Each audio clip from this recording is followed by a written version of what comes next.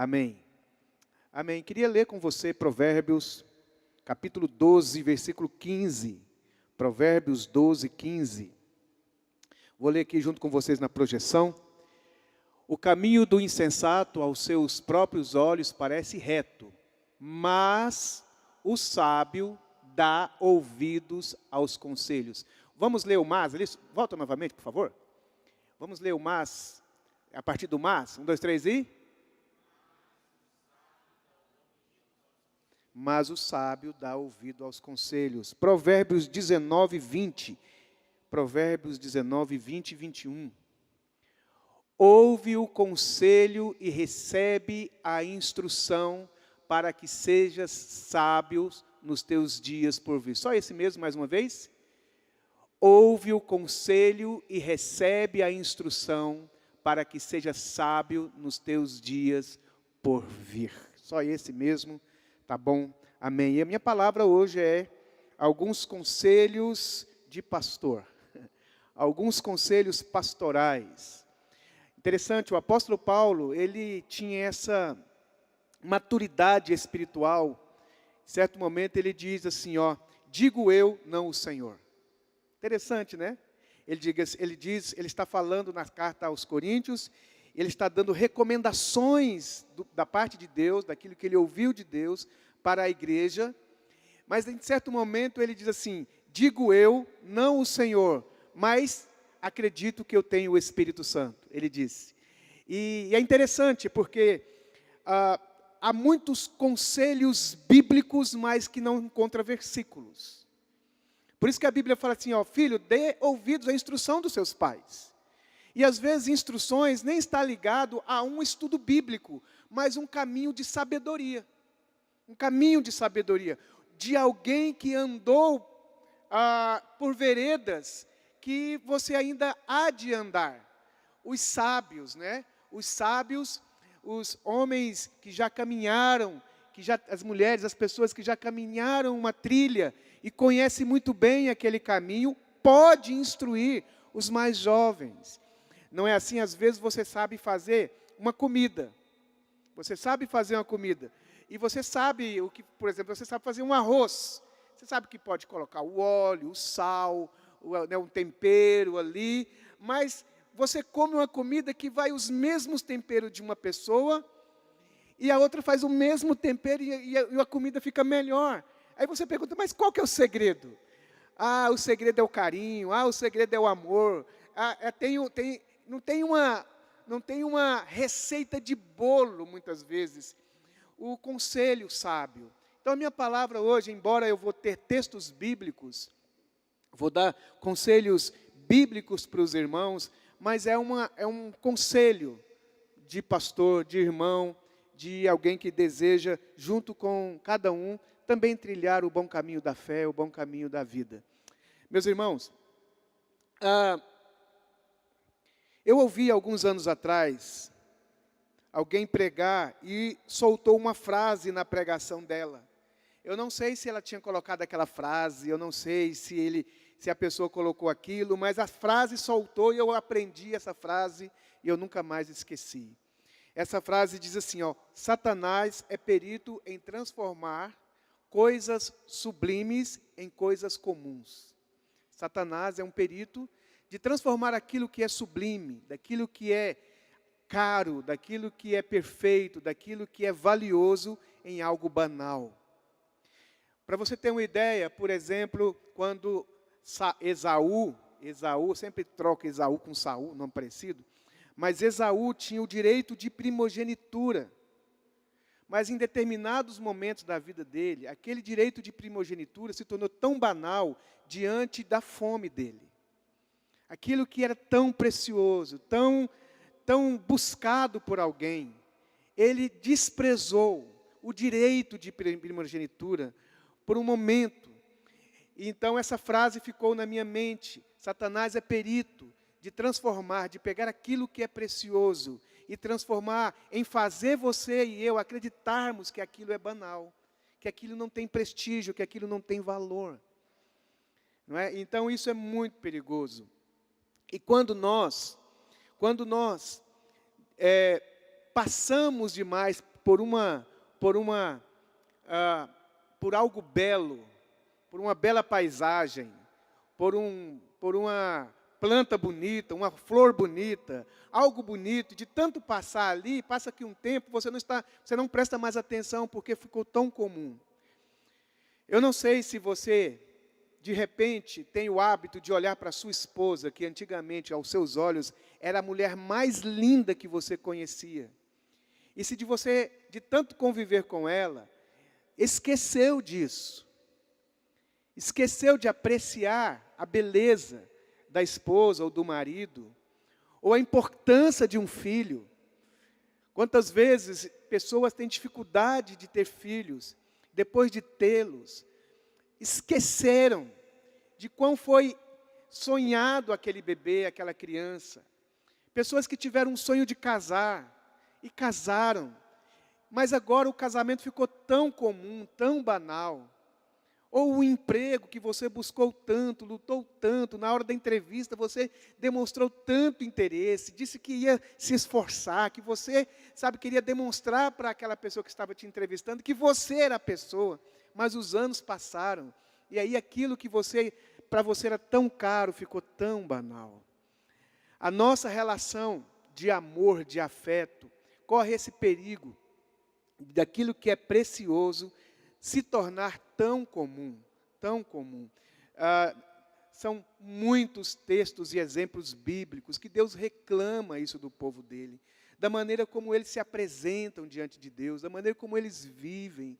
Chega um momento que Deus fala assim lá em Malaquias, quem dera alguém fechasse a porta do templo, para que ninguém trouxesse mais sacrifício, para que ninguém trouxesse mais oferta. Isaías capítulo 1 diz, eu já não aguento mais ouvir os sons de vocês, a cantoria de vocês. Por quê? Porque vocês estão associando coisa solene a coisas iníquas, a pecados.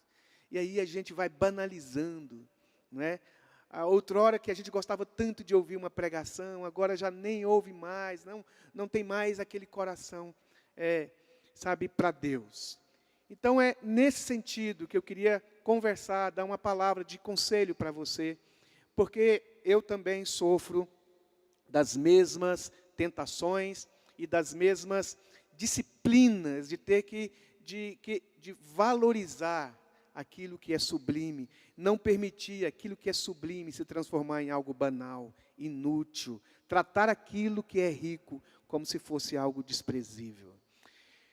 Primeira coisa, então, que eu queria te dar um conselho é: cuide do seu coração em relação a Deus. Cuide do seu coração em relação a Deus. Eu ia pegar versículos aqui para mostrar para vocês o valor que a Bíblia dá ao coração, mas eu acho que é desnecessário. Vou relembrar alguns aqui.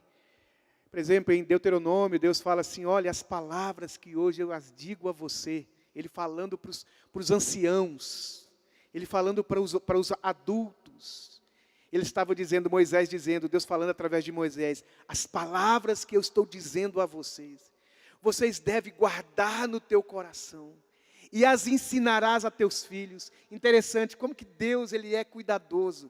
Ele não fala assim, a palavra que eu estou dando para vocês, ensine para os seus filhos. Não, a palavra que eu estou dando para vocês, coloque elas no seu coração, e tu as inculcarás ao coração do teu filho.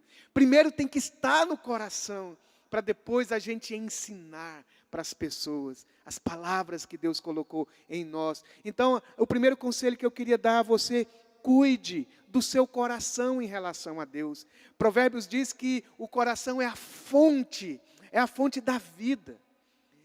Deus falou para Moisés, para Samuel, eu não sou como os homens que atentam para a aparência, mas eu olho o coração, é o coração. Buscar-me-eis e me achareis quando me buscardes de todo o vosso coração. O salmista diz no Salmo 119, escondi a tua palavra no meu coração.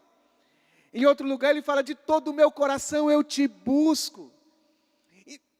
Então o coração é aquilo que valida o seu culto. Não são as performances, é o coração. E é um caminho muito, muito estreito, meu irmão.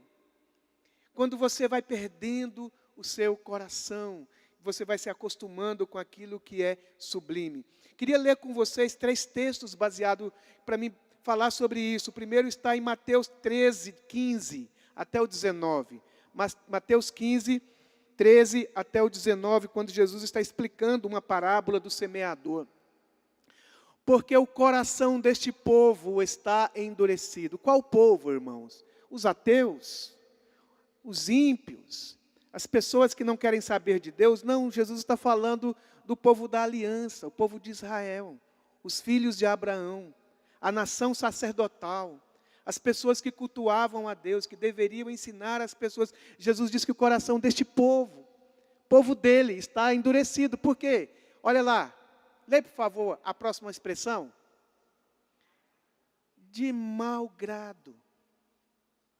De mau grado ouviram com os seus ouvidos e fecharam os olhos. Os olhos deles, eles fecharam os olhos, para não suceder que vejam com os olhos e ouçam com os ouvidos e entendam com o coração. Olha a importância, ver com os olhos, ouvir com o ouvido, entender com o coração. E aí então o que vai acontecer? Se convertam e sejam por mim curados. Coração duro. E sabe o que aconteceu ali? Que, vamos ler o próximo texto. Bem-aventurado, porém, os vossos olhos porque veem e os vossos ouvidos porque ouvem. E Jesus estava dizendo que esse lugar onde a terra é dura, e o semeador joga a semente, e a semente não penetra, porque a terra é dura. Vem uma ave e rouba a semente. O que é a semente? Jesus disse que a semente é a palavra de Deus. Ele diz que essa águia que rouba essa semente é Satanás. Como pode Satanás roubar a palavra? A palavra de Deus é poderosa, mas Jesus está dizendo que quando a gente endurece o coração, a palavra não penetra, e o que faz o Satanás? Satanás rouba aquela palavra. Por quê? Porque o coração endureceu. E por que o coração endureceu? Porque ouviram a palavra sem querer ouvir. Rejeitaram o conselho, rejeitaram a palavra. É como aquele filho que você vai conversar com ele ou com ela fala, nem já vem você. Você está com uma coisa tão preciosa, um ensino, uma correção, mas a pessoa não quer ouvir. Não quer ouvir. Às vezes vem para o prédio da reunião, mas não está ouvindo a palavra. Talvez nós passamos, há quem possa ter passado por um congresso, por um seminário, por um retiro. Um ano inteiro veio no culto, veio na reunião, mas não ouviu a palavra. Não se dispôs a ouvir, ficou conversando, ficou fazendo alguma coisa, distraído com alguma coisa. Sabe o que faz, mano? A Bíblia diz que quando isso acontece, e você vai permitindo, e o tempo e os anos vão passando, daqui a pouco, nada mais entra dentro do seu coração. Nenhum conselho, nenhuma direção. Queria que vocês abrissem comigo em Zacarias 7:11. Zacarias 7:11. Olha o que diz. Eles, porém, não quiseram entender. Não é que a explicação foi ruim. Eles não quiseram entender. E rebeldes me deram as costas. E ensurdeceram os ouvidos para que não ouvissem. Que lástima.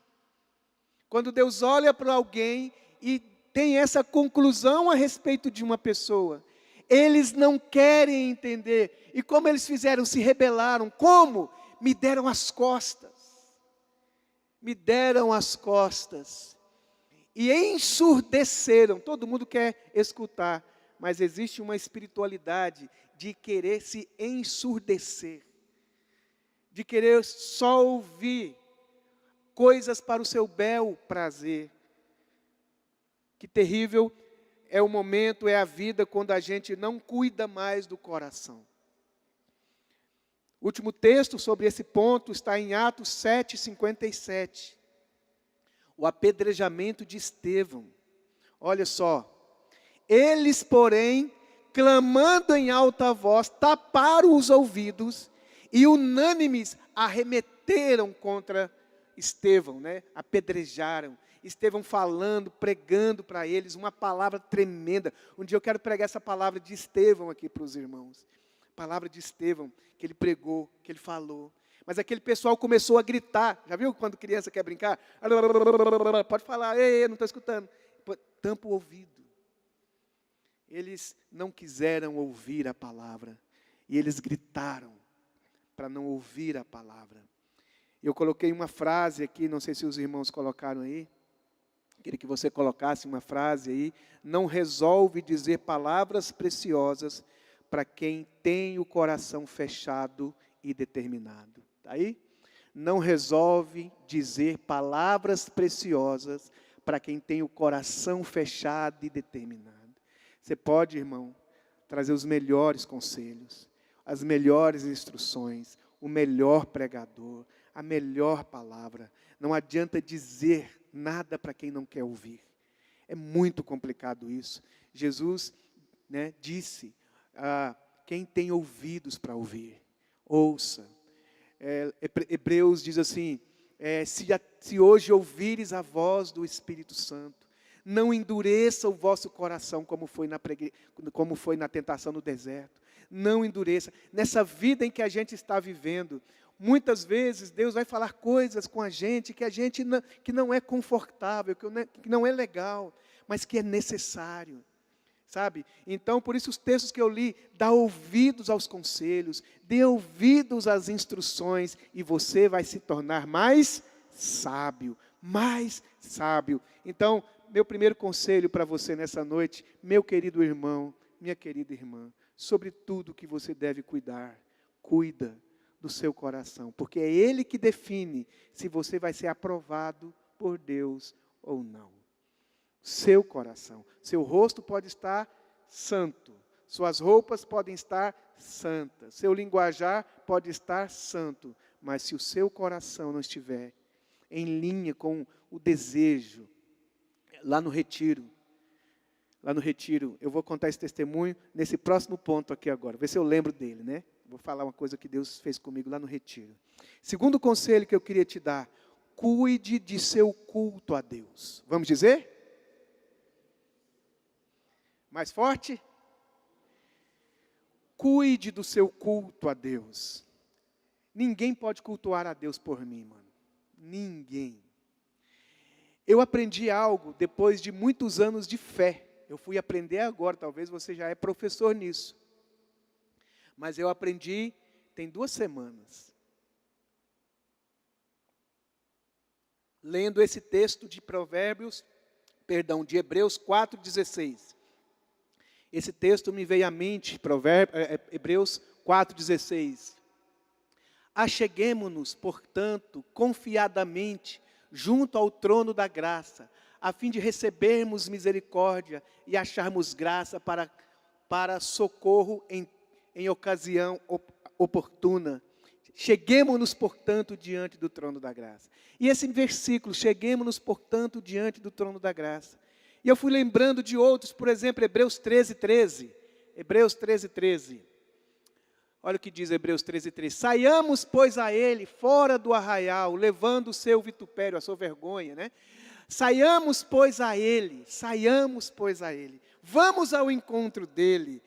Salmos 95, 6 e 7. Salmos 95, 6 e 7.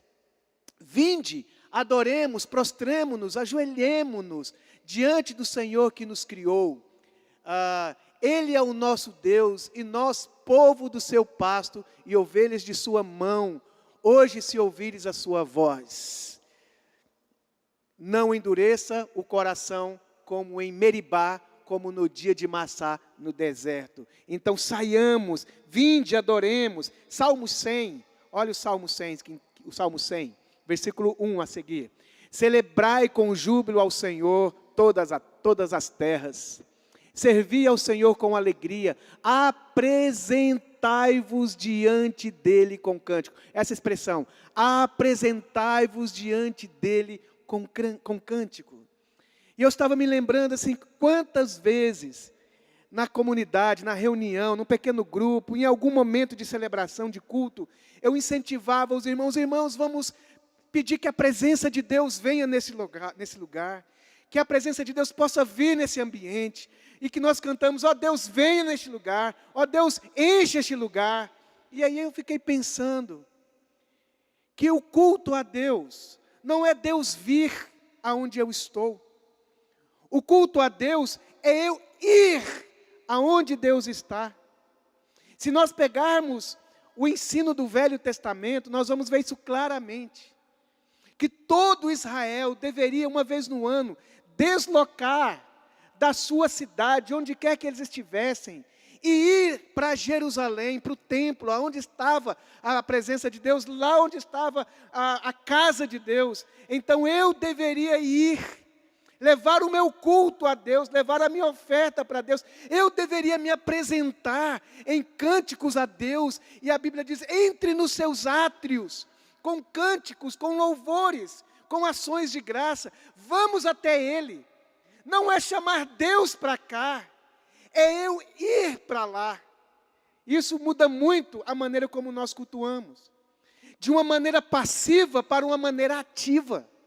De uma maneira que eu espero que Deus venha para um lugar, para uma situação em que eu me movimento para ir a Deus, para que eu possa encontrá-lo, não é isso que a Bíblia diz? Buscar-me-eis e me achareis quando você me buscar. É eu ir para Deus, é eu buscar a Deus. E lá no retiro aconteceu isso. Na primeira reunião que eu participei, eu sentei lá, e eu olhei para a projeção com os cânticos e comecei a cantar. E lembrei desse conceito que eu tinha aprendido. Eu falei, não é assim. Eu preciso ir à presença de Deus. Eu preciso ir diante do trono de Deus. Eu preciso expressar-me diante de Deus. Eu preciso encontrar Deus, ainda que Ele esteja aqui. Eu preciso ter essa atitude ativa em mim, que me coloque de joelho, que me faz levantar as mãos, que me faz falar, que me faz expressar, que me faz desejar. Então o nosso culto a Deus, cuidar do culto no Velho Testamento, eles deveriam fazer o altar, eles deveriam trazer o sacrifício, tem ações, tem atitude, não é automático, não é sentar no banco e esperar que por osmose algum milagre faça que Deus se manifeste aqui, aí então eu vou sentir a presença de Deus. Eu até me vi assim, falando, ó Deus, vem a tua presença. Eu falei assim, não meu filho, essa oração, Deus falaria para mim, não meu filho, essa oração é minha. Eu que digo, vem você para a minha presença. É o menor que procura o maior. Sou eu necessitado e carente que vou à face de Deus. E Ele diz, venha com ousadia, com intrepidez e fé, diante do trono.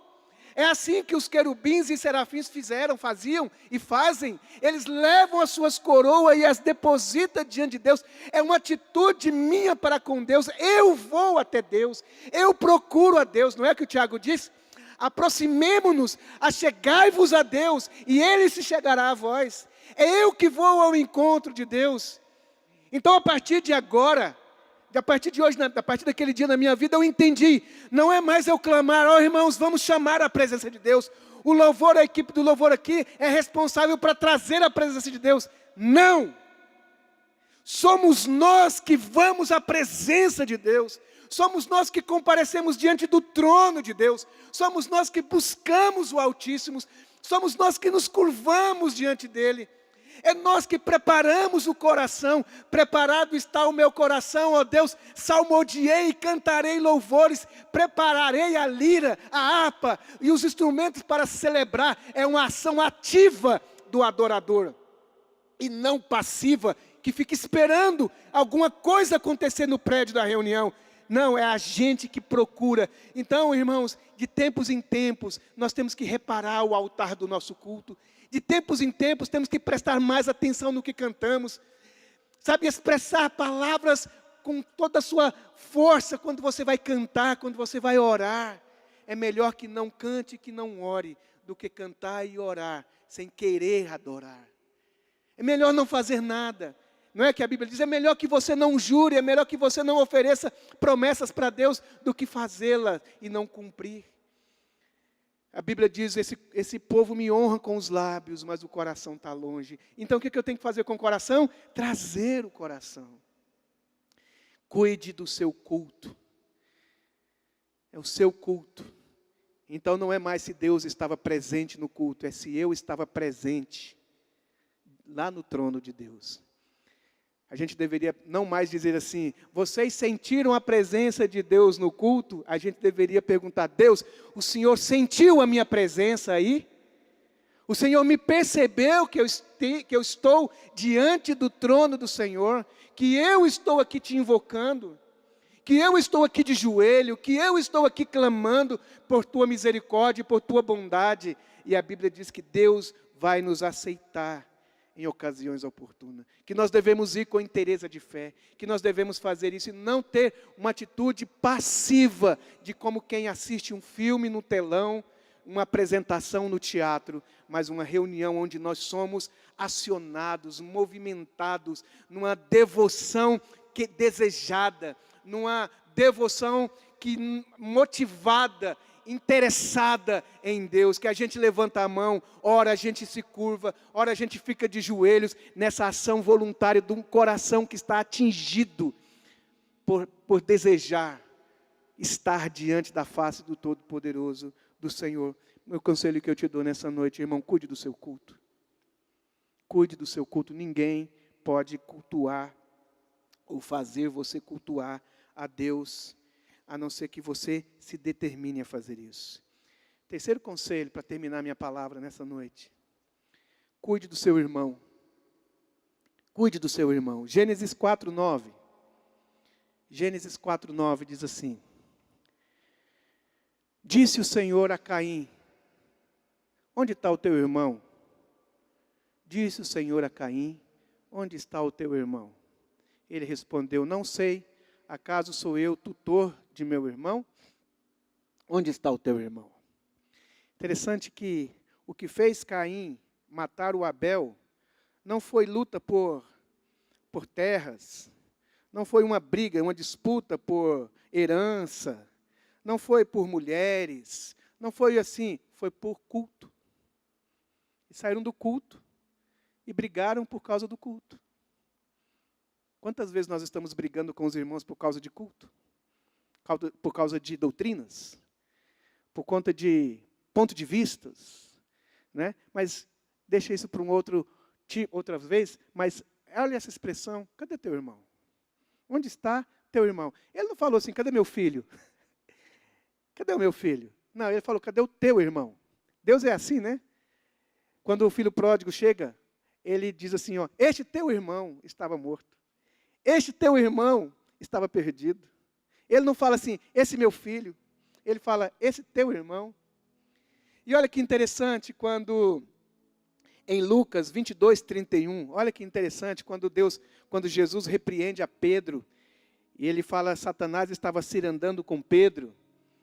Simão, Simão. Tão tremendo quando na Bíblia apresenta essa expressão assim, ó, Simão, Simão. Marta, Marta. Já viu Jesus falando isso, né? Simão, Simão. Marta, Marta. É um jeito especial, um jeito gentil, um jeito amoroso de Jesus, de chamar a atenção para uma conversa mais pessoal, mais individual, em tocar em coisas muito próprias daquela pessoa, daquele indivíduo. Robson. Ricardo. Instrui o sábio e ele vai ficar mais sábio ainda. É muito importante, irmão, você ficar constrangido diante de alguém. Alguém constranger você, deixar você com a cara vermelha, deixar você envergonhado. Quantas vezes nós precisamos que alguém chegue para nós e diga assim, Simão. Aí ele diz assim, ó, eis que Satanás vos reclamou para vos peneirar como trigo. Eu, porém, roguei por ti para que a tua fé não desfaleça. Essa parte que eu quero aproveitar com vocês, ó. Tu, pois, quando te converteres, o que é para fazer logo em seguida? Fortalece teus irmãos. Ele não falou, quando você ficar convertido, cante um louvores a mim, se dedique a sua vida para mim, vive em santidade para mim. É claro que nós vamos fazer tudo isso, mas desde lá do Gênesis, no primeiro problema de relacionamento que teve, o que Deus está preocupado, o que Deus realmente ama, é o nosso interesse pelo bem-estar do irmão. Quando você se converter, Pedro, quando você se for liberto de Satanás, né? O Satanás está cirandando. Eu vou interceder por você. E quando você se converter, fortalece os teus irmãos. Ajude os teus irmãos. Cada vez mais nós temos ouvido domingo após domingo esta expressão, amar a Deus, no exercício de amar as pessoas. No exercício de cuidar do bem-estar do outro. De se interessar pelo irmão. De não ter uma fé só vertical assim, né? Só eu e Deus. Não, a minha relação com Deus sempre é acompanhada. Deus sempre vai me perguntar, Robson, cadê as pessoas? Onde estão as pessoas? De vez em quando o Renato me liga, Robson, estou preocupado com alguns irmãos, você poderia fazer uma ligação para alguns irmãos. Quando eu vim aqui para a igreja, a primeira conversa que o Renato teve assim comigo, ele falou assim para mim, minha maior preocupação é saber como vai estar os irmãos. Como vão ficar os irmãos? O que é que os irmãos estão pensando?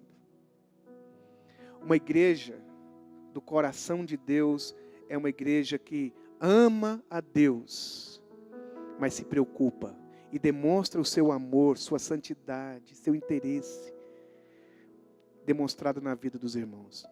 A nossa espiritualidade está linkada no nível de interesse que nós temos em ajudar as pessoas, ajudar os irmãos. João 21:15, o mesmo Pedro, João 21:15, olha que lindo esse texto. João 21. Depois de terem comido, perguntou Jesus a Simão Pedro, Simão, interessante, né? Ele não chamou o Simão de Pedro, né?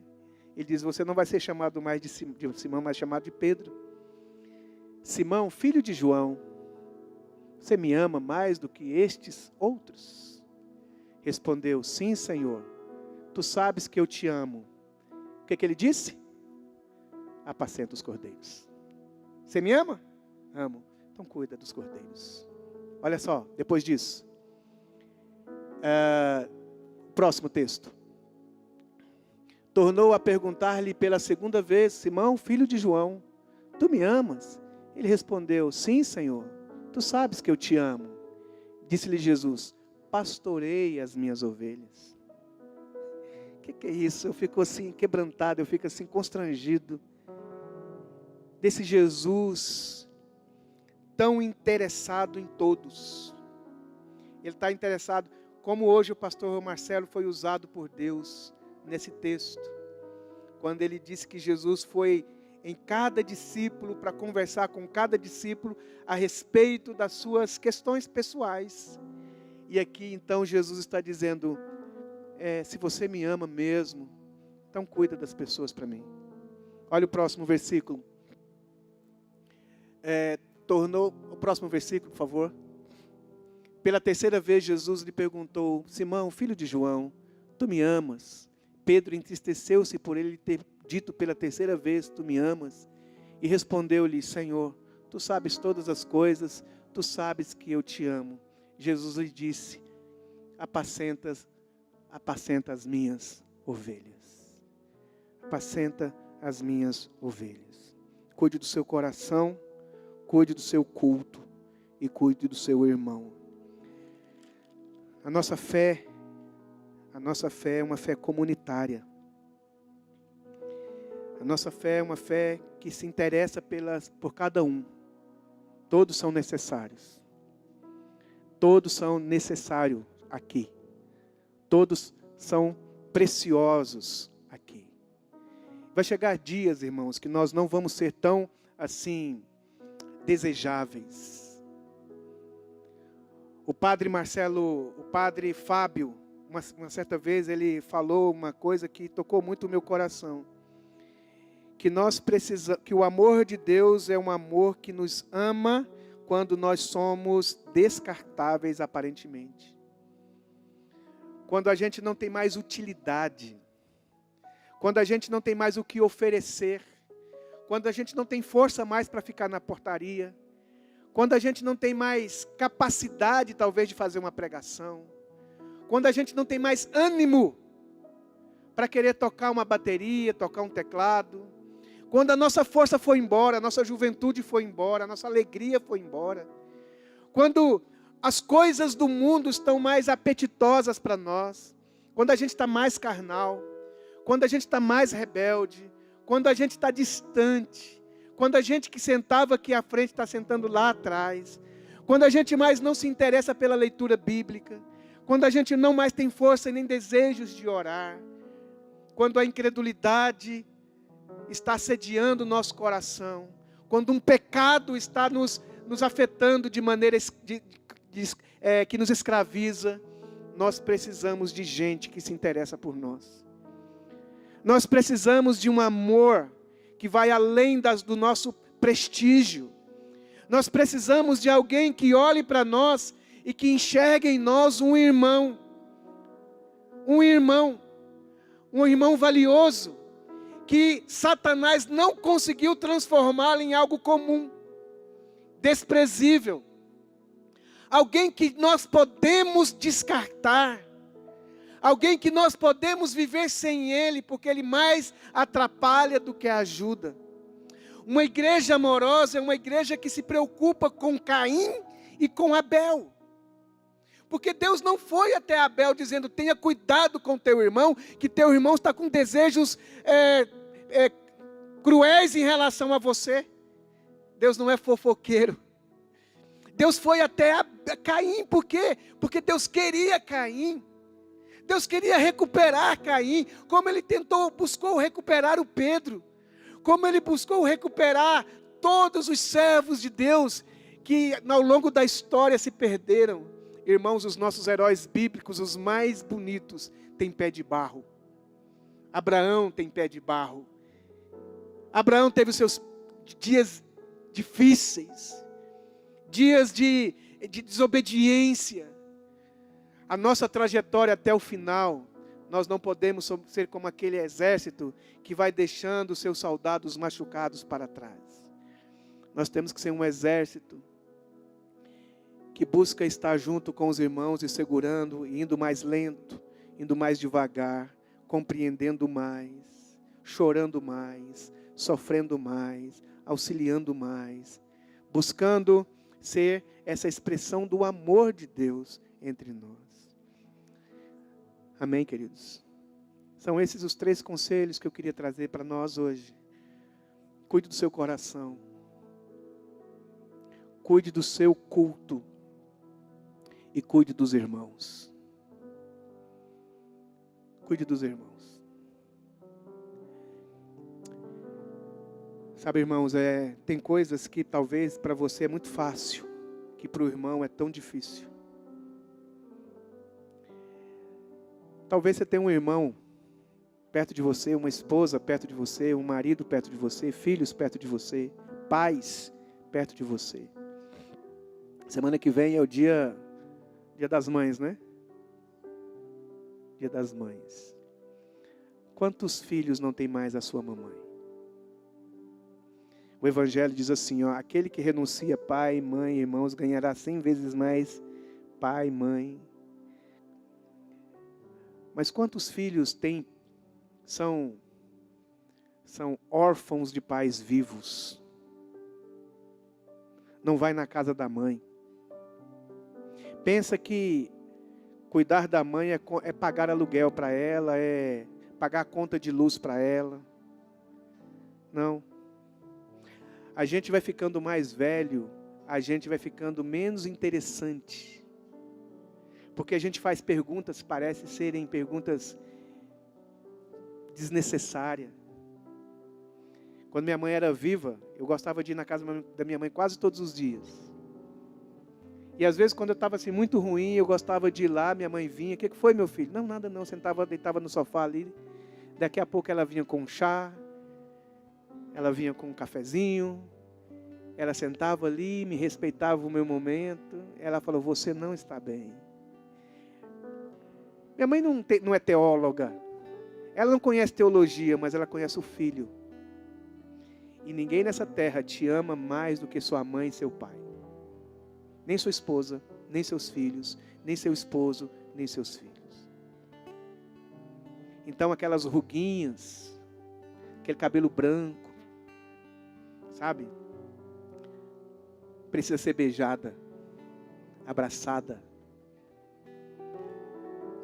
Quantos filhos desprezam seus pais? São ótimos crentes, mas péssimos netos, péssimas netas, péssimos filhos. Porque Satanás conseguiu fazer a gente entender que aquilo que era rico para nós, que a gente gostava daquele colo. Quantos filhos não deixava nem a mãe tomar banho porque tinha que ficar lá com a mãe o tempo todo, ficar segurado na barra da mãe, do pai? Quantos amigos que a gente deixou para trás, não liga mais. Sabe, nós temos um defeito muito grande, nós crentes. A gente só gosta dos irmãos enquanto eles estão na mesma congregação do que a gente. A hora que eles mudam para outra congregação, a gente deixa de ser amigo. Outro dia eu liguei para uma pessoa e falei, eu não sou seu pastor mais, mas sou seu amigo. Você não me ama mais não, você gostava só quando eu era seu pastor.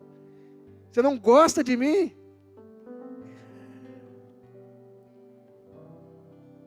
Então, talvez a gente precisa ligar para o velho amigo, para a velha amiga, para o velho pai. De vez em quando eu falo para a Fabiana, meu bem, seu pai.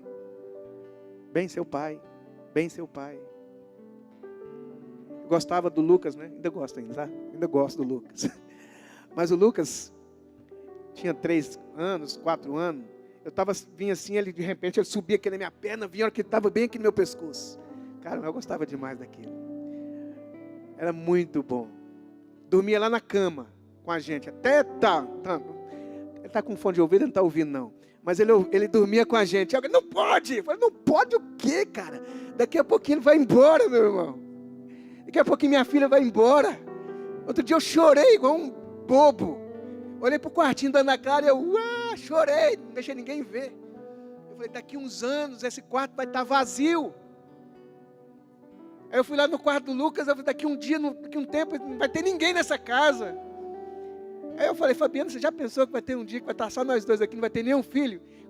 Como que vai ser? Eu falei, é normal. Mas essa mulher não tem romance nenhum no coração? Que coração duro é esse? Aí a Ana Clara, outro dia, não sei o que ela fez, ela veio e me deu um beijo, ela me abraçou. Eu falei, minha filha, eu vou comprar uma casa bem grande para caber todo mundo dentro dessa casa. Você, seu marido, o Lucas, a esposa dele, os filhos, vai ficar tudo morando aqui nessa casa.